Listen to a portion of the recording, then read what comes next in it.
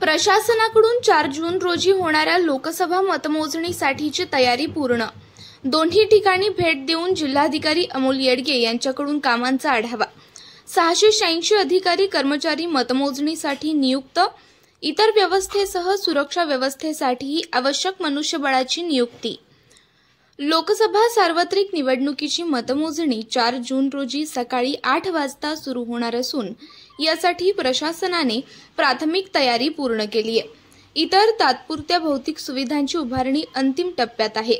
47 कोल्हापूर लोकसभा मतदारसंघातील मतमोजणी शासकीय धान्य गोडाऊन रमणमळा कसबा पावडा कोल्हापूर आणि 48 हातकणंगले लोकसभा मतदारसंघातील मतमोजणी शासकीय गोदाम इमारत राजाराम तलाव जवळ कोल्हापूर इथं पार पडणार असून तयारीबाबत जिल्हाधिकारी अमोल येडगे यांनी दोन्ही ठिकाणी सोमवारी भेट देऊन आढावा घेतला।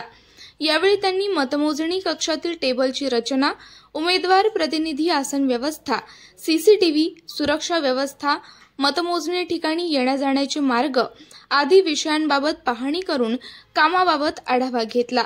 यावेळी निवडणूक निर्णय अधिकारी हातकणंगले लोकसभा मतदारसंघ संजय शिंदे, उपजिल्हाधिकारी निवडणूक समाधान शेंडगे, सर्व सहाय्यक निवडणूक निर्णय अधिकारी, नोडल अधिकारी उपस्थित होते।